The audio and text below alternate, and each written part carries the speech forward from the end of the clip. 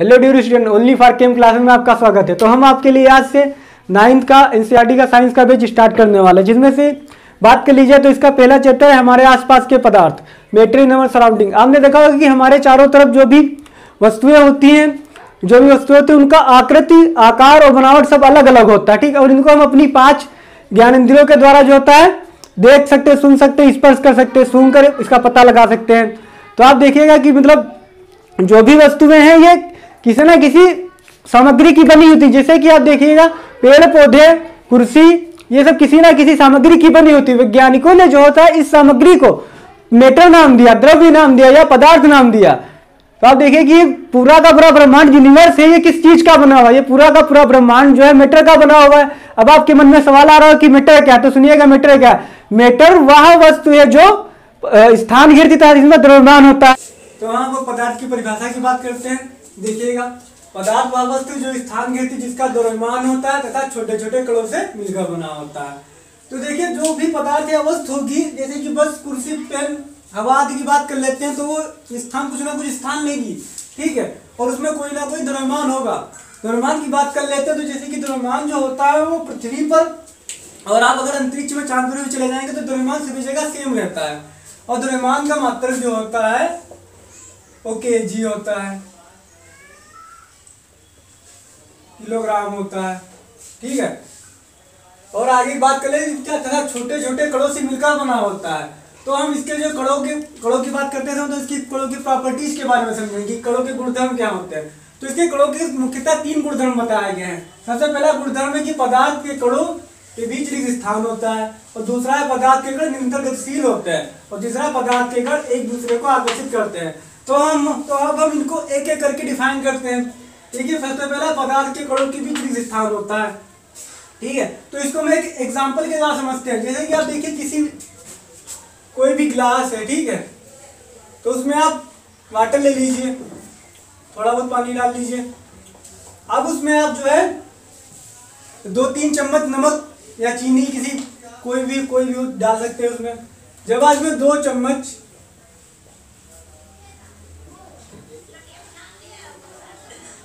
नमक डालते हैं, तो देखिएगा कि पानी का लेवल, ये पानी का आयतन उतना ही रहता है, उसका स्तर उतना है, और ये जो नमक है ये जाके इसके साथ मिल जाता है। तो ये मतलब क्या है, जैसे कि पानी के जो पार्टिकल थे, उनके जो कण थे, उनके बीच कुछ ना कुछ स्थान होता है। इसी की वजह से जो होता है, ये नमक जो है पानी में उनके पार्टिकलों के बीच मिल जाता है, घुल जाता है, और इसी के कारण जो होता है पानी का लेवल नहीं बढ़ता है। तो इससे ये हमारा सिद्ध होता है कि पदार्थों के कणों के बीच एक स्थान होता है, ठीक है।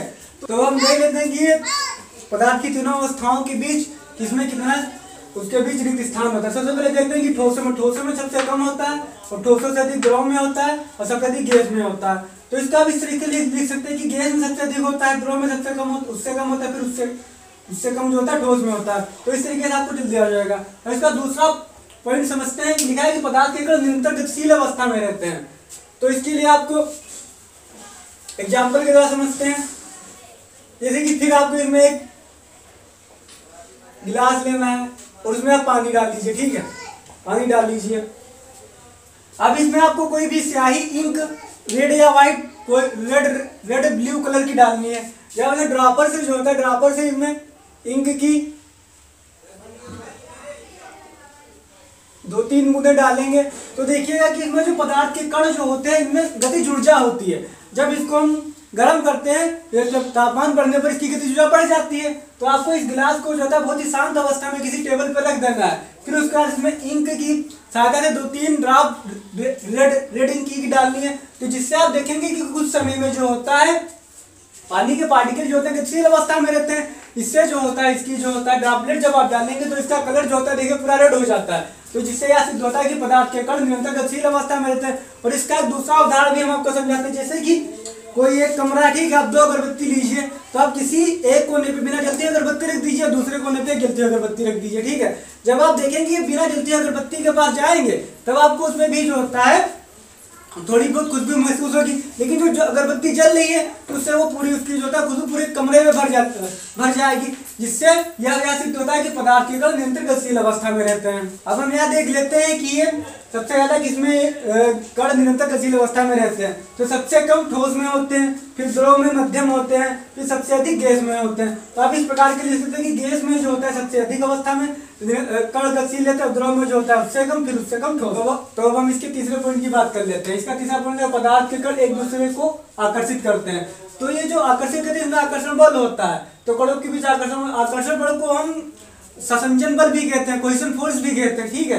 तो ये समझते हैं कि ये इसका एक एग्जांपल के तरीके से हम समझ लेते हैं। सबसे पहले आप जो होता है एक कील लीजिए, लोहे की कील लीजिए और रबड़ बैंड लीजिए, ठीक है, और एक चाक का टुकड़ा लीजिए। अब उस पर जो होता है, अब जब लोहे की कील पर जो होता है हथौड़े से मारने का प्रयास करेंगे तो वो कील में कोई परिवर्तन नहीं होगा, वो वैसे की वैसी ही रहेगी। जब आप चाक के टुकड़े को जो होता है जब उस पर लोहे का हथौड़ा मारेंगे तो वो बहुत बारीक चूर्ण में परिवर्तित हो जाएगा। अब जब रबड़ जो होगी आपके पास, जब उसको आप खींच कर उसका आकार तो बढ़ा सकते, लेकिन फिर वो अपनी प्रारंभिक अवस्था में आ जाएगी। लेकिन आप उसको काट कर जो होता है उसको काट कर उसके दो पार्टों में विभाजित कर सकते हैं। तो इससे आपको ये समझ में आ गया होगा कि सबसे कि आकर्षण बल जो होता है सबसे अधिक ठोस में होता है, और द्रव में जो होता है मध्यम अवस्था में होता है, और सबसे कम गैसों में होता है। चलो हम एक दूसरे एग्जांपल से आपको इसको समझाते हैं। तो देखिए आपके घरों में टैप टंकी होगी, ठीक है। अब देखिए जैसे कि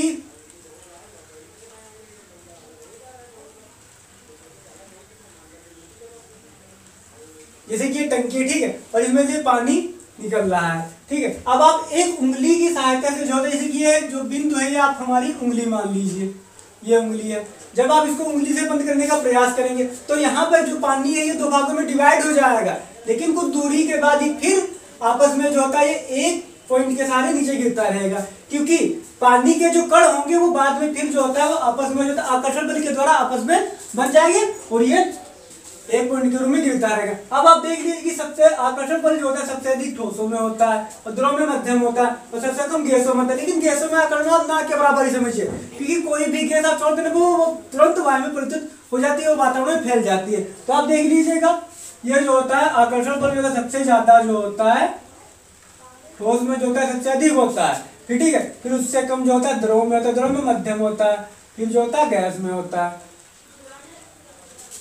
तो अभी 60 तरीके से आप इसको लर्न कर सकते हैं। तो हम पदार्थ की अवस्थाओं के बारे में बात करते हैं। तो देखिए कि पदार्थ की अवस्थाएं 5 होती है, लेकिन 9th स्तर तक एनसीईआरटी स्तर तक केवल आपको 3 ही अवस्थाएं बताई गई हैं। तो देख लीजिएगा पदार्थ की 5 अवस्थाएं कौन कौन होती है। देखिए पहली अवस्था ठोस होती है, फिर द्रव, फिर गैस, फिर प्लाज्मा और बहुत सारे कंडेंसेट। लेकिन हम आपको केवल 3 ही अवस्थाओं के बारे में पढ़ाएंगे, लेकिन वो जो 2 अवस्थाएं हैं उनके बारे में आपको थोड़ा बहुत जानकारी दे देते हैं। तो सबसे पहले हम स्टार्ट करते हैं ठोस से। देखो ये ठोस है और ये ठोस के कण बना है। ठोस के कण जो होते हैं बहुत अधिक पास होते हैं, ठीक है। इसी कारण कहते हैं ठोस के हम इसके जो था आकार की बात कर रहे हैं, ठोसों का आकार जो था निश्चित होता है, ठीक है। जैसे कि अभी कोई भी ठोस का एग्जांपल ले लेते हैं, जैसे कि आप कुर्सी का एग्जांपल ले लीजिए, ठीक है, तो इसका आकार जो होता है निश्चित होता है। अब रबड़ का एग्जांपल लीजिए, रबड़ का भी आकार निश्चित है, लेकिन जब इस पर कोई दबाव डाला जाता है तो इसको ये बढ़ जाती है, लेकिन ये बाद में पुनः अपने आकार में आ जाती है, ठीक है। अभी क्या समझते हैं आयतन जो ठोसों का आयतन जो होता है वो भी निश्चित होता है, ठीक है। अब आ जाते हैं आकर्षण बल, द्रव और गैस की तुलना में अधिक होता है। देखो जो ठोसों का आकर्षण बल होता है इसका द्रव और गैस की तुलना में अधिक होता है, क्योंकि इसके जो पार्टिकल होते हैं वो बहुत नजदीक होते हैं। इसी कारण जो होता है इनका आकर्षण बल, ये आकर्षण बल के कारण आपस में बंधे होते हैं, इसी कारण ये ठोस कहलाते हैं, ठीक है। तो इसका आकर्षण बल जो होता है अधिक होता है। अब बात कर लेते हैं इसके चौथे पॉइंट की, इसका होता है घनत्व। कणों के अत्यंत निकट होने के कारण ठोसों का घनत्व अधिक होता है। देखो जो ठोस के पार्टिकल होते हैं ये बहुत अधिक नजदीक हो जाते हैं, इस कारण जो होता है इनका घनत्व मतलब डेंसिटी वो बहुत अधिक होती है, और द्रव गैस की तुलना में बहुत अधिक होती है। अब इनकी विमाओं की बात कर लेते हैं। देखिए जैसे कि कोई भी ठोस है, जैसे कि हमारा ये है, ठीक है, मार्कर ये ठोस अवस्था में, ठीक है, तो इसकी विमाएं जो होती है दो, ये इसका आकार यही रहेगा, तो ये इसकी विमाएं जो होती है निश्चित होती है, इसकी विमाएं निश्चित होती है। अब बात कर लेते हैं असंपीड्य, दबाव डालकर आकार नहीं बदल सकते हैं। जैसे कि कोई भी ठोस का एग्जांपल है, तो उस पर कोई भी अगर हम दबाव डालेंगे तो उसका जो है आकार नहीं बदल सकते। जैसे कि आप एग्जांपल ले लेते कील है, ठीक है, तो कील को आप हथौड़े से तो उसका आकार जो है वही रहेगा, हम उसका आकार नहीं बदल सकते हैं। अब इसके उदाहरण की बात कर लेते हैं। तो ठोस का उदाहरण जो होता है कुर्सी, मेज, ईंट, रबड़ आदि, ये होता है ठोस के उदाहरण। अब बात कर लेते हैं जो इसका पदार्थ की अवस्थाओं का जो दूसरा पॉइंट है द्रव में देखिएगा जो इसके पार्टिकल हैं वो जो है ठोस की अपेक्षा जो होते हैं वो हल्के दूर होते हैं, ठीक है। तो इसके आकार की बात करें, द्रवों का आकार जो होता है निश्चित नहीं होता है, क्योंकि जैसे कि आप पानी को ले लीजिए, अगर आप पानी को गिलास में रखेंगे तो गिलास का आकार ले लेगा, ठीक है। अगर आप उसी पानी को जो होता है बाल्टी में रखेंगे तो बाल्टी का आकार ले लेगा, ठीक है। तो इसका आकार जो होता है निश्चित नहीं होता। अब बात कर लेते हैं इसके आयतन की। इसका आयतन जो होता है निश्चित होता है। जैसे कि आप पानी लेंगे तो जब जितना पानी आप उसमें, जैसे कि गिलास में जितना पानी होगा उसका आयतन उतना ही रहेगा, ठीक है। और उसका अगर वो पानी या बाल्टी या जग किसी अन्य बर्तन में रख देंगे तो उसका आकार जो होता है उतना ही रहेगा, ठीक है। अब इसके आकर्षण बल की बात कर लेते हैं। तो गैस की इसका आकर्षण बल जो होता है गैस की तुलना में अधिक होता है, क्योंकि इसके पार्टिकल जो होते हैं वो गैस की तुलना में अधिक नजदीक होते हैं और जो ठोस की तुलना में अधिक दूर होते हैं। तो इसका जो आकर्षण बल होता है ये ठोस से कम होता है और गैस की तुलना में अधिक होता है। अब इसकी बात कर लेते हैं घनत्व की। तो घनत्व जो है इसकी डेंसिटी जो होती है ठोसों की अपेक्षा कम होती है, ठीक है, क्योंकि इसके पार्टिकल जो होते हैं वो ठोसों की अपेक्षा जो होते हैं वो ज्यादा दूर होते हैं। और लेकिन इसमें एक मेन पॉइंट आप ये जरूर ध्यान देना कि बर्फ जो है ठोस अवस्था है, ठीक है, और जल जो है द्रव अवस्था में होता है। तो देखिए कि बर्फ का घनत्व जल से कम होता है, क्योंकि बर्फ का घनत्व जो है जल से कम होता है। ये आप नोट पॉइंट भी हमेशा याद रखिएगा, क्योंकि जो बर्फ है वो ठोस अवस्था में होती है। अब इसकी विमाओं की बात कर लेते हैं। देखिए इसकी विमा जो होती है निश्चित होती है, क्योंकि आप पानी को कहीं ना कहीं पानी को अगर थोड़ी सी भी जगह मिल जाएगी तो पानी वो भाव के साथ निकल जाएगा, ठीक है। तो इसकी विमाएं जो होती है अनिश्चित होती है। अब इसकी संपीड्यता की बात कर लेते हैं। ये ठोसों की तुलना में कम संपीड्य होते हैं। अब इसके उदाहरण की बात करें तो इसका उदाहरण जो था पानी, दूध, तेल आदि होता है। तो आप ठोस और द्रव का परिचय गैस, इसके तीसरे अपन गैस पर आ जाते हैं। तो गैस का जो होता है गैस के पार्टिकल देखिए जो होता है द्रव की तुलना में अधिक दूर होते हैं, ठीक है। और ठोस की तुलना में जो होता है इसके ठोस और द्रव की तुलना में अधिक बहुत दूर होते हैं। तो इसका आकार जो होता है अनिश्चित होता है और आयतन भी अनिश्चित होता है, क्योंकि गैस, जैसे कि आप ले लीजिए कोई भी किसी भी बर्तन में आप गैस रख दीजिए, तो जिस बर्तन में आप गैस रखेंगे तो उसी का आकार ले लेगी, ठीक है, और आयतन भी जो होता है उतना ही हो जाएगा। जैसे कि आप किसी कमरे में गैस रखते हो, थोड़ी भी गैस खोल देते हैं, ठीक है, तो उसका आकार और आयतन दोनों ही अनिश्चित हो, क्योंकि उस कमरे का वो आयतन ले लेती है, ठीक है, और आकार भी उसी में बदल जाता है। अब इसके हम आकर्षण बल की बात कर लेते हैं। तो इसका आकर्षण बल जो होता है, क्योंकि इसके पार्टिकल जो होते हैं बहुत दूर दूर होते हैं, तो इसका आकर्षण बल जो होता है ठोस और द्रव की तुलना में सबसे कम होता है, नगण्य। मान लीजिए इसका आकर्षण बल जो होता है नगण्य होता है। अब इसके हम घनत्व की बात कर लेते हैं। ठोस और द्रव की तुलना में जो होता है इसका घनत्व जो होता है सबसे कम होता है, क्योंकि इसके पार्टिकल जो होते हैं ठोस और द्रव की तुलना में बहुत अधिक दूर दूर होते हैं। अब इसकी बीमारी भी निश्चित होती है, क्योंकि आप गैस को जिस बर्तन में रखे हैं किसी में उसको थोड़ा सी भी अगर उसको जगह मिल जाएगी तो गैस वहां से निकल जाएगी, ठीक है। अब इनकी संपीड्यता की बात करती है, अधिक संपीड्य होती है, ठीक है। ये गैस जो होती है ये अधिक संपीड्य होती है। अब इसकी जो होता है उदाहरण के दे देते हैं, जैसे कि ऑक्सीजन, CO2, मीथेन वायु, ये सब जो होते हैं गैस के एग्जाम्पल होते हैं। अब इसकी जो होते हैं ये तीन आपको मेनली ये सिर्फ तीन ही स्टेट्स पढ़नी है, ठीक है। अब लेकिन 9th इंटर तक केवल यही पढ़नी है, लेकिन आगे की क्लासों में आपको ये दो, जब आप ग्रेजुएशन लेवल या एमएससी करने जाएंगे तो आपको ये 2 स्टेट और पढ़नी पड़ेंगी, ठीक है। उसकी 2 स्टेट की बात कर लेते हैं, जैसे कि प्लाज्मा बोसाइंटिक कंडेंसेशन। तो प्लाज्मा के बारे में आपको जानते हैं, प्लाज्मा जो होता है बहुत कम तापमान और कम डेंसिटी पर होने वाली अभिक्रिया होती है, ठीक है। और प्लाज्मा के कारण ही जो होता है सूर्य और तारे में चमक होती है। बोसाइंटिक कंडेंसेशन की बात कर लेते हैं, कम तापमान कम घनत्व पर होता है। उम्मीद करता हूँ आपको ये पांचों अवस्था अच्छी तरीके से समझ में आई होंगी। अब आप इनका स्क्रीनशॉट ले लीजिए और जिससे आपको नोट्स बनाने में आसानी हो सके।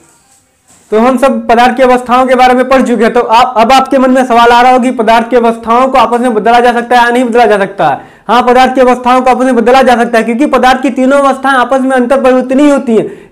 इसमें जो होता है एक पदार्थ एक अवस्था से दूसरी में, दूसरी से तीसरी में, तीसरी से पहली में प्रवृत्ति किया जा सकता है। और इन पदार्थ की अवस्थाओं को जो होता है आपस में परिवर्तन करने के लिए दो तरीके अपनाए जाते हैं। पहला है ताप में परिवर्तन करके, दूसरा है दाब में परिवर्तन करके। तो आप पहला देखिएगा ताप में परिवर्तन करके। तो सबसे पहले इसमें हम जो था कोई एक ठोस का एग्जांपल लेते हैं। जैसे ठोस का एग्जांपल हमने बर्फ ले लिया, और द्रव का एग्जांपल जल ले लिया, और गैस का एग्जांपल जलवाष्प ले लिया।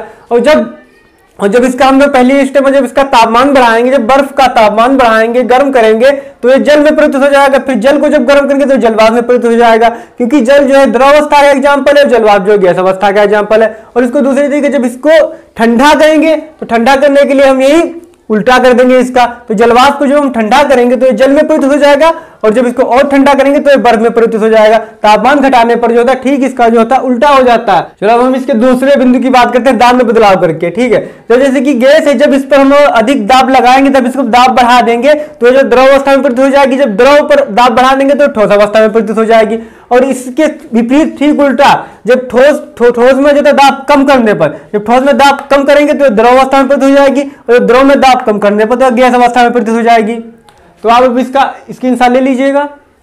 अब हम सब तापमान परिवर्तन के प्रभाव को समझते हैं कि मतलब तापमान को कौन कौन से वही बिंदु जो तापमान को प्रभावित कर सकते हैं। तो इसके निम्नलिखित 3 बिंदु होते हैं। सबसे पहला बिंदु होता है गलनांक बिंदु, दूसरा बिंदु होता है क्वथनांक बिंदु, तीसरा बिंदु होता है ऊर्ध्वपातन नीचे पर। तो सबसे पहले हम इसके गलनांक बिंदु का जो होता है अध्ययन करते हैं। तो देखिए गलनांक बिंदु हुआ तो जिस न्यूनतम ताप पर कोई ठोस पदार्थ जो होता है पिघलकर द्रव अवस्था में परिवर्तित होना प्रारंभ करता है, वह ठोस पदार्थ का गलनांक कहलाता है। या आप इसे सीधे शब्दों में समझ लीजिए कि ठोस से द्रव बनने की प्रक्रिया को गलनांक कहते हैं, ठीक है।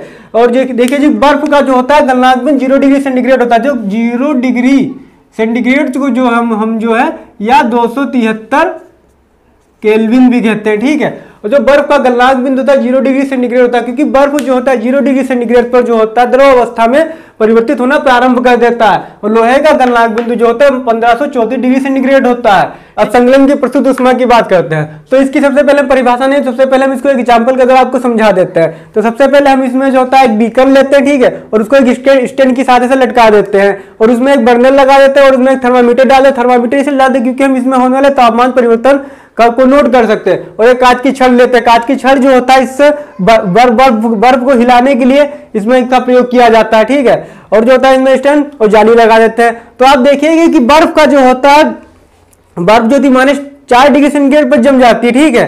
तो आप देखिएगा जब इसको जब नीचे से ऊष्मा देंगे जिसको बर्नर को जलाएंगे तो बर्फ जो होता है, बर्फ का तापमान जो होता है धीरे धीरे बढ़ने लगता है। तो जो -4 से -3 होगा, फिर -2 होगा, फिर -1, फिर 0 हो जाएगा। फिर 0 पर आकर ये जो है रुक जाएगा, क्योंकि 0 पर जो होता है बर्फ पिघलना प्रारंभ कर देती है। जब तक ये बर्फ जो होता है पूरी द्रव अवस्था में नहीं पिघल जाएगी तब तक ये जो इसका तापमान होता है 0 रहता है। ये इसलिए रहता है क्योंकि देखिए आप ठोस के हमने आपको पिछले में पढ़ाया था कि मतलब ठोस के जो होता है आकर्षण बलों के कारण जो होता है उनके पार्टिकल जो होते हैं आपस में बहुत बंधे हुए होते हैं, क्योंकि उनमें गति, अब जब इसमें ऊष्मा देंगे तो इसके पार्टिकल्स की गतिज ऊर्जा बढ़ जाएगी। तो इसमें जो पार्टिकल्स होंगे वो आपस में दूर दूर हो जाएंगे, जिससे जो होता है द्रव अवस्था में परिवर्तित हो जाएंगे। जब ये 0 डिग्री सेंटीग्रेड पर द्रव अवस्था में परिवर्तित हो जाएंगे, अगर हम इसको और तापमान देंगे, इसका और तापमान बढ़ाएंगे तो एक ऐसा समय आएगा कि ये सारा जल आप जानते हो कि जल जो होता है 100 डिग्री सेंटीग्रेड पर जो होता है उबलने लगता है, भाप बनने लगता है। तो एक ऐसा समय आएगा जब इसके और हम ऊष्मा देंगे तो ये जल जो 100 डिग्री सेंटीग्रेड हो जाएगा। तो ये जल पूरा जो होता है भाप बनकर उड़ जाएगा, मतलब गैस अवस्था में परिवर्तित हो जाएगा। अब आप इसका एग्जाम्पल तो समझ ही चुके होंगे। अब आप इसको एग्जाम्पल, अब इसकी जो परिभाषा है आपको इसको समझाते हैं। तो देखिएगा कि वायुमंडलीय दाब पर 1 किलोग्राम ठोस को उसके गलनांक पर द्रव में बदलने के लिए जितनी ऊष्मा ऊर्जा की आवश्यकता होती है उसे संकलन की प्रस्तुत ऊष्मा कहते हैं। देखिए वायुमंडलीय दाब मतलब जो हमारी वायु है, ठीक है, ऊपर जो होता है 1 किलोग्राम ठोस को, कोई भी 1 किलोग्राम ठोस है, ठीक है, और उसके गलनांक पर मतलब उसका जो भी गलनांक रहा होगा, ठीक है, 1 किलोग्राम ठोस को उसके गलनांक बिंदु पर जो होता है, गलनांक बिंदु जो जब वो द्रव अवस्था में बदलने लग जाएगा तो उसमें जो ऊष्मा होगी उसको जो होता है ऊष्मा ऊर्जा की आवश्यकता जितनी होगी उसे जो संकलन की प्रस्तुत ऊष्मा कहते हैं। जैसे कि आप ये बीकर देख रहे होंगे, ठीक है, तो इसको जो होता है गुप्त ऊष्मा, प्रस्तुत ऊष्मा को जो होता है गुप्त ऊष्मा भी कहते हैं। तो ये बीकर आप देख रहे हैं जो बर्फ के टुकड़े पड़े हुए हैं, ठीक है, तो इसमें जो होता है ये ऊष्मा जो नीचे से दी जा रही है तो इसमें कुछ ना कुछ ऊष्मा रही होगी पहले से, तभी तो होता है इसको जो होता है बर्फ की गुप्त ऊष्मा या संकलन की प्रस्तुत ऊष्मा कहते हैं। हाँ, तो हम तापमान परिवर्तन के प्रभाव के पहले बिंदु की बात कर चुके हैं, गलनांक बिंदु, और ये आपको समझ में भी आ गया होगा। अब इसके हम दूसरे बिंदु क्वथनांक बिंदु की बात करते हैं। तो इसकी सबसे पहले परिभाषा से स्टार्ट करते हैं। तो देखिएगा किसी द्रव का वह तापमान जिस पर वह अपनी द्रव अवस्था को छोड़कर गैसीय अवस्था में परिवर्तित हो जाता है क्वथनांक बिंदु कहलाता है, ठीक है। तो जैसे कोई भी द्रव है वह जो होता है जब गैसीय अवस्था में परिवर्तित हो जाता है तो उसे जो होता है क्वथनांक बिंदु कहते हैं। जैसे कि इसको हम सरल भाषा में समझ सकते हैं, द्रव से गैस बनने की प्रक्रिया।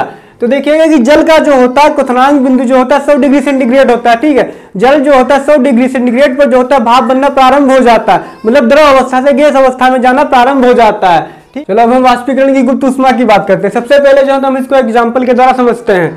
तो देखिएगा इसमें हम एग्जाम्पल में जो होता है एक बीकर लेते हैं, ठीक है, और लोहे के स्टैंड की सहायता से उसको लटका देते हैं और इसमें थोड़ा बहुत जल भर देते हैं, ठीक है। अब इसमें जो होता है बर्नर की सहायता से जब इसको जलाएंगे और इसको जब ऊष्मा देंगे तो देखिएगा जो होता है जब ऊष्मा तो इसके पार्टिकल्स जो होते हैं, द्रव के पार्टिकल्स जो होते हैं आकर्षक बलों के द्वारा आपस में बंधे हुए होते हैं, क्योंकि इसका जो आकर्षक बल है ठोसों की अपेक्षा जो होता है हल्का कम होता है। ठीक है, तो जब इसको हम ऊष्मा देंगे तो इसके पार्टिकल में जो है गतिज ऊर्जा प्रारंभ हो जाएगी। जब गतिज ऊर्जा इसमें प्रारंभ हो जाएगी तो इसके पार्टिकल जो होते हैं वो भाप बनकर उड़ना प्रारंभ कर देंगे। और जब इसमें ऊष्मा देंगे तो जो जल का जो होता है क्वथनांक बिंदु जो होता है ये 100 डिग्री सेंटीग्रेड होता है। जब इसमें ऊष्मा दे रहे होते हैं तो उसको 50 डिग्री, सबसे पहले इसका जो टेम्परेचर हो जाता है 50 डिग्री होता है, फिर 60 डिग्री होता है, फिर 70, फिर 80, फिर 90, फिर 100 हो जाता है। 100 डिग्री पर रुक जाता है। जब तक ये पूरा जल जो होता है भाप अवस्था में परिवर्तित नहीं हो जाएगा, मतलब गैस अवस्था में परिवर्तित नहीं हो जाएगा, तब तक ये जो होता है इसका टेम्परेचर जो है 100 डिग्री ही रहेगा। ठीक है, अब जो होता है इसकी बात कर लेते हैं कि वाष्पीकरण की गुप्त ऊष्मा क्या होती है। जब कण जो होते हैं, जब ये वाटर के कण जो होते हैं ऊर्जा प्राप्त कर लेते हैं तो वे जो होता है आकर्षण बलों को तोड़ देते हैं। ठीक है, वे दूसरी अवस्था में जाना प्रारंभ कर देते हैं, जिससे जो होता है उसमें जो होता है उसमें कुछ अंतर्निहित ऊष्मीय ऊर्जा रह जाती है और इसे ही जो होता है वाष्पीकरण की गुप्त ऊष्मा कहते हैं। तो इसकी परिभाषा समझिएगा, देखिएगा वायुमंडलीय दाब पर 1 केजी द्रव को उसके क्वथनांक पर गैस में बदलने के लिए जितनी ऊष्मीय ऊर्जा की आवश्यकता होती है उसे वाष्पीकरण की गुप्त ऊष्मा कहते हैं। मतलब वायुमंडलीय दाब पर जो था कोई भी द्रव 1 केजी हमें लेना, ठीक है, और जो था उसके क्वथनांक पर, मतलब उसका जितना भी क्वथनांक हो, ठीक है, उसका जितना भी क्वथनांक हो उस पर जो था गैस में बदलने की प्रक्रिया को ही जो होता है जो ऊष्मा, उसमें जितनी ऊष्मा की आवश्यकता होती है उससे ही जो होता है वाष्पीकरण की गुप्त ऊष्मा कहते हैं। चलो आपको ये क्वथनांक बिंदु समझ में आ ही गया होगा। अब इसका आप स्क्रीनशॉट ले लीजिए, फिर इसके तीसरे पॉइंट का डिस्कस करते हैं। तापमान परिवर्तन के प्रभाव के हम 2 पॉइंट डिस्कस कर चुके हैं, गलनांक बिंदु, क्वथनांक बिंदु। अब इसके तीसरे पॉइंट का डिस्कस करते हैं, ऊर्ध्वपातन निक्षेपण। तो देखिएगा सबसे पहले ऊर्ध्वपातन की परिभाषा समझते हैं। पदार्थ द्रव अवस्था में परिवर्तन हुए बिना ठोस अवस्था से सीधे गैस में बदलने की प्रक्रिया को ऊर्ध्वपातन कहते हैं, या इसे सरल समझे मतलब ठोस से गैस बनने की प्रक्रिया। तो देखिए कोई भी, जैसे कि इसमें क्या होता है कि ठोस से सीधे जो होता है गैस में बदलने की प्रक्रिया को जो होता है ऊर्ध्वपातन कहते हैं। ठीक है, और उसका निक्षेपण जो होता है इसका ठीक उल्टा होता है। इसको समझिएगा कि मतलब निक्षेपण इसका सीधा उल्टा होता है, जैसे गैस से सीधे ठोस बनने की प्रक्रिया को निक्षेपण कहते हैं, मतलब गैस से जो होता है सीधे ठोस बनने की प्रक्रिया को जो होता है निक्षेपण कहते हैं। तो अब हम इन दोनों बिंदुओं को जो होता है एग्जाम्पल के लिए डिस्कस कर लेते हैं। देखिए इस जो होता है इंस्ट्रूमेंट में जो होता है हम एक चीनी की मिट्टी की प्याली लेते हैं और रुई का टुकड़ा लेते हैं और एक कीप लेते हैं, ठीक है, और ठोस बना हुआ अमोनियम क्लोराइड लेते हैं। तो इसको जब है चीनी की मिट्टी की प्याली पर जो होता है हम अमोनियम क्लोराइड का ठोस बना हुआ टुकड़ा रख देते हैं, और जब इसको बर्नर की सहायता से इसको गर्म करते हैं, ठीक है, तो इस पर रुई इसलिए लगाई जाती है क्योंकि जब ये इनमें से थोड़े सभी जो गैस इसकी बने तो ये बाहर नहीं निकल सके। ठीक है, तो बर्नर की सहायता से जब इसको गर्म करते हैं तो ये अमोनियम क्लोराइड का टुकड़ा जो होता है ये गैस बन जाता है। ठीक है, बाद में ऊपर जाने की कोशिश करता है, लेकिन रुई के लगे होने की वजह से बाहर नहीं जा पाता है। ठीक है, तो इससे जो था ऊर्ध्वपातन का एग्जांपल हम इसे समझ सकते हैं। अब देखिएगा इसी में निक्षेपण का एग्जांपल कैसे। अब जो इनमें जो बर्नर जिसकी सहायता से हम उसको ऊष्मा दे रहे थे उसको बंद कर देते हैं, तो आप देखिएगा कि जब इसको बंद करते हैं जिसमें बनी हुई गैस है वो धीरे धीरे ठंडा होकर जो होता है वाष्प बना अमोनियम क्लोराइड, जिनमें जो था अमोनियम क्लोराइड की जो था वाष्प बन जाती है। ये देखिएगा ये जो इसमें दिखाई जा रही है जो गैस इसकी बनी थी यही जो होता है अमोनियम क्लोराइड की वाष्प बन जाती है, धीरे ठंडा होकर जो होता है फिर से ये वाष्प बन जाती है। ठीक है, तो इसकी सहायता से जो हम जो होता है इसके जो निक्षेपण की प्रक्रिया को समझ सकते हैं, मतलब गैस से सीधे ठोस बनने की प्रक्रिया, और जिसमें जो गैस होती है सीधे फिर से जो होता है वो ठोस अवस्था में ठोस अमोनियम क्लोराइड में जो है परिवर्तित हो जाती है। तो इस एग्जाम्पल की सहायता से आपको ये दोनों पॉइंट क्लियर हो चुके होंगे, ऊर्ध्वपातन निक्षेपण। अब जो हम तो इसके जो होता है उदाहरण की बात कर लेते हैं। तो देखिए इस अमोनियम क्लोराइड जिसका आपने हमें भी अमोनियम क्लोराइड आपको समझाया था, अब कपूर जो पूजा सामग्री में यूज किया जाता है ये भी जो है ठोस या गैस अवस्था में होता है। ठीक है, ये भी ठोस अवस्था गैस है। जब आप जो है पूजा सामग्री जिसको यूज करते हैं उसको जलाते हैं तो ठोस से जो है गैस में परिवर्तित हो जाता है। और नेफ्थलीन की गोलियां जो होती हैं ये जो होता है जब कपड़े में रखी जाती है जिससे कपड़े में कोई भी कीड़े मकोड़े ना लगे, जिससे जो है ये भी ठोस अवस्था में ये भी ठोस से जो है सीधे गैस में परिवर्तित हो जाती है। तो आपको ये सारा समझ में आ चुका होगा। अब आप इसका स्क्रीनशॉट ले लीजिएगा। चलो अब हम बात कर लेते हैं कि मतलब आप अगर ठोस से द्रव में परिवर्तित करेंगे, द्रव से गैस में परिवर्तित करेंगे तो इस प्रक्रिया को क्या कहते हैं। चलो देखते हैं। देखिए अगर द्रव से आप गैस में परिवर्तित करेंगे, जब आप द्रव से गैस में परिवर्तित करेंगे तो इस प्रक्रिया को जो होता है वाष्पीकरण कहेंगे। ठीक है, और जब आप गैस से जो होता है ठोस में परिवर्तित करेंगे तो आपने अभी हमने पढ़ा ही था तुमको कि गैस से ठोस में परिवर्तित करने की प्रक्रिया को निक्षेपण कहते हैं, और जब ठोस से जो होता है द्रव में परिवर्तित करेंगे तो इस प्रक्रिया को संगलन कहते हैं। अब इसका ठीक उल्टा समझते हैं। ठीक है, ये देखिएगा जब द्रव से जब ठोस बनता है तो इस प्रक्रिया को क्या कहते हैं, जमना। जैसे कि मतलब जब द्रव से मतलब पानी से बर्फ बनता है तो पानी जो होता है द्रव का एग्जाम्पल हो गया और बर्फ जो होता है ठोस का एग्जाम्पल हो गया। तो इस प्रक्रिया को क्या कहेंगे, जमना। और देखिएगा जब ठोस से जो होता है जब गैस बनता है, मतलब आप कपूर का एग्जाम्पल लीजिए, अभी हमने समझाया था ये कपूर एक ठोस अवस्था है और जब उसको जलाएंगे तो गैस अवस्था में परिवर्तित हो जाएगा। तो इस प्रक्रिया को क्या कहेंगे, ऊर्ध्वपातन। और जब यही जो था गैस से जो होता है जब द्रव अवस्था बनती है तो इसको संघनन कहते हैं। तो हम आशा करते हैं कि आपको ये सब समझ में आ गया होगा। आप इसका स्क्रीनशॉट ले लीजिए। अभी हमने जो है ताप परिवर्तन के प्रभाव के बारे में बात की थी, अब बात करते हैं दाब परिवर्तन के प्रभाव। दाब परिवर्तन के प्रभाव यह था मतलब किसी भी पदार्थ में दाब डालने पर उसकी अवस्था में क्या परिवर्तन होगा, हम इसके बारे में बात करेंगे। तो देखिएगा, यदि तापमान घटाने पर सिलेंडर में गैस लेकर उसे संपीड़ित करें तो कणों के बीच की दूरी कम हो जाएगी और गैस द्रव में बदल जाएगी। ठीक है, यदि जो होता है तापमान, जब गैस सिलेंडर में गैस भरी हुई है तो अगर तापमान घटाएंगे तो उसकी गतिज ऊर्जा जो होती कम हो जाएगी। ठीक है, और जब गैस को संपीड़ित करेंगे, मतलब जब उसको संपीड़ित कर देंगे तो उसमें दाब डालना आसान हो जाएगा। ठीक है, जब उसको दाब डालेंगे तो उसके जो बीच के कण जो है वो पास दूरी कम हो जाएगी और वो पास आ जाएंगे और वो जो होता है गैस से द्रव में परिवर्तित हो जाएंगे। अगर ज्यादा दाब डाल लेंगे तो गैस से सीधे ठोस में परिवर्तित हो सकते हैं। तो अब इसको जो हम एक एग्जाम्पल के द्वारा समझ सकते हैं। तो देखिएगा, ये हमारे पास जो होता है एक सिलेंडर है। ठीक है, और सिलेंडर में जो होता है पिस्टन लगा हुआ है। तो देखिएगा, इसमें जो गैस के मॉलिक्यूल्स, गैस के पार्टिकल्स जो है वो दूर अवस्था में जब पिस्टन के द्वारा जब हम इस पर दाब डालते हैं तो देखिएगा इसके पार्टिकल जो होते हैं नजदीक आ जाते हैं और द्रव अवस्था में परिवर्तित हो जाते हैं। और यदि जब इस पर और अधिक दाब डाल देते हैं तो जो है ठोस अवस्था में परिवर्तित हो जाते हैं। यदि कभी ऐसा होता है जब इस पर जो होता है गैस के पार्टिकल पर हम ज्यादा अधिक दाब डाल देते हैं तो सीधे जो होता है ठोस अवस्था में जो होता है परिवर्तित हो जाते हैं और ये जो होता है द्रव अवस्था में नहीं परिवर्तित होते हैं।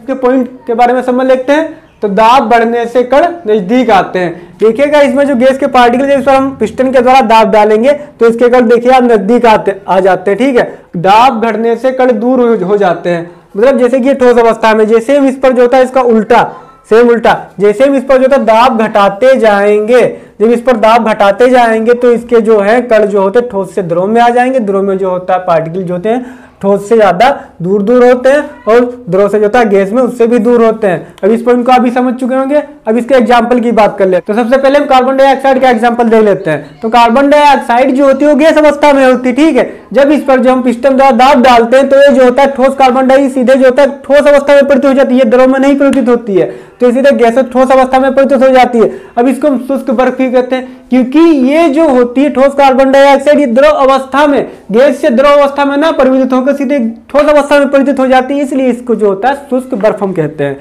अब दूसरा एग्जांपल देख लीजिए एलपीजी। एलपीजी जो देख लीजिएगा, सभी के घरों में सिलेंडर होता है, उसमें जो है एलपीजी गैस भरी होती है, लिक्विड पेट्रोलियम गैस। ठीक है, लिक्विड पेट्रोलियम गैस। और इस पर भी जो होता है ये जो गैस होती है ये द्रव अवस्था में होती है, सिलेंडर में द्रव अवस्था में होती है, लेकिन जब इसको दाब लगाया जाता है तो जो होता है ये गैस अवस्था में परिवर्तित हो जाती है।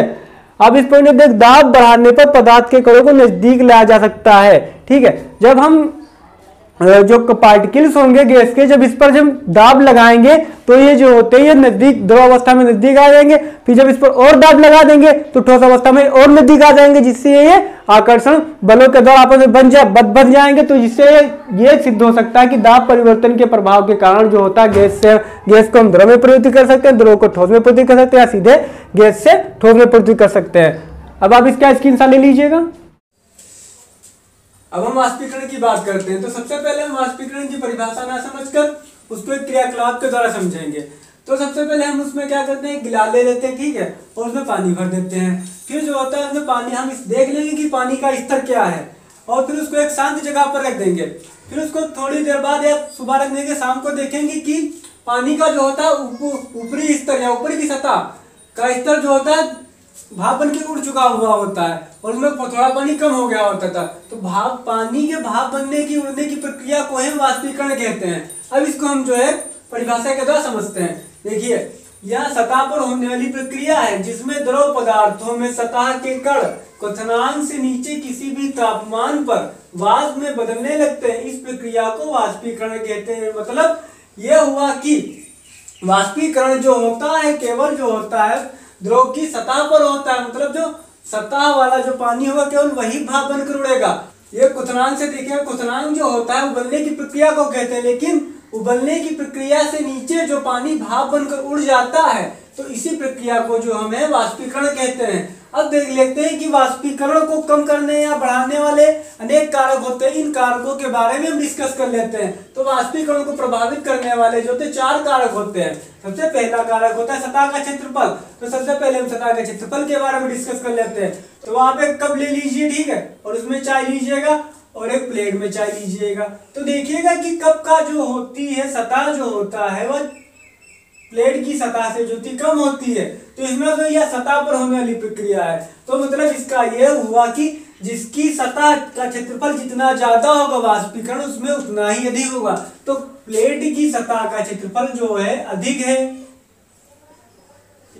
इसलिए कप की अपेक्षा प्लेट में रखी हुई चाय का वाष्पीकरण अधिक होगा।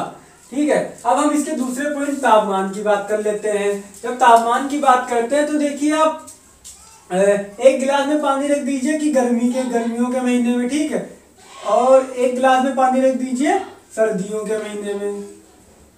तो आप देखेंगे कुछ समय के बाद जो गर्मियों के महीने में आप पानी रखते हैं तो उसकी सतह का जो होता है वाष्पीकरण, उसकी सतह पे जो पानी होता है वो ज्यादा भाप बनकर उड़ जाता है। जो सर्दियों में आप जो पानी गिलास में भरकर रखते हैं उसका जो वाष्पीकरण कम होता है। इसलिए जो तापमान बढ़ने के साथ जो होता है वाष्पीकरण की प्रक्रिया जो होती बढ़ जाती है और तापमान घटने के साथ जो होता है वाष्पीकरण की प्रक्रिया जो होती कम हो जाती है। अब इसके तीसरे पॉइंट आर्द्रता की बात कर लेते हैं। देखो आर्द्रता वह होती है वायु में उपस्थित नमी को हम आर्द्रता कहते हैं। यदि वायु में नमी अधिक होगी तो वाष्पीकरण कम होगा, यदि वायु में नमी जो होती कम होगी तो वाष्पीकरण अधिक होगा। ठीक है, अब इसकी जो होता है चौथे पॉइंट का डिस्कस कर लेते हैं, वायु की गति। तो जैसा कि आप देखते होंगे यदि आप छत पर कपड़े डालते हैं, ठीक है, तो अगर बहुत तेज गति से वायु चल रही होती है तो कपड़े जल्दी सूख जाते हैं, और यदि कम गति से वायु चल रही है तो कपड़े देरी में सूखते हैं। तो इसलिए अगर वायु की गति तेज होगी तो वाष्पीकरण जो होता है जल्दी हो जाएगा, अगर वायु की गति जो थी कम होगी तो वाष्पीकरण जो होता है बहुत देर में होगा।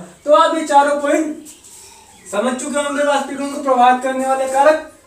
वाष्पीकरण से शीतलता की परिभाषा को देखते हैं कि वाष्पीकरण प्रक्रिया के दौरान द्रव के कण अपने आसपास के वातावरण से ऊर्जा अवशोषित कर लेते हैं, वातावरण से ऊर्जा की हानि होती है और वातावरण शीतल हो जाता है। तो कभी कभी आप देखते होंगे कि जब ज्यादा ठंडा होता है तो जो होता है द्रव के कण जो होते हैं वो वातावरण में उपस्थित जो गर्मी होती है वो अवशोषित कर लेते हैं, ऊष्मा को अवशोषित कर लेते हैं, जिससे हमारा वातावरण जो होता है वो ठंडा हो जाता है। चलो हम इसको एग्जांपल के द्वारा समझते हैं, जैसे कि ये हमारी हथेली, ठीक है, जब हम हथेली पर जो होता है कोई परफ्यूम की बूंदे डालते हैं तो ये परफ्यूम की बूंदे जो होती है हमारे हथेली के अंदर उपस्थित सारी गर्मी को अवशोषित कर लेती है, ठीक है, इसके द्रव के कण अवशोषित कर लेते हैं और ये हमारी हथेली हमको ठंडी मालूम पड़ती है।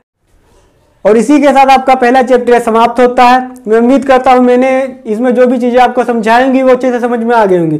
फिर भी अगर आपको जो भी चीजें इसमें समझ में नहीं आई हैं, आपके जो भी डाउट हो वो आप कमेंट बॉक्स में कमेंट करिएगा, मैं उन्हें और अच्छे तरीके से समझाने की आपको कोशिश करूंगा। और ये हमारे वीडियो को जो था ज़्यादा से ज़्यादा शेयर करिए, लाइक करिए, और जो भी आपके फ्रेंड 9th में है उनको वीडियो शेयर करिए जिससे हम मोटिवेट हो सके और अच्छे वीडियो आपके लिए लाते रहेंगे। इसी के साथ धन्यवाद।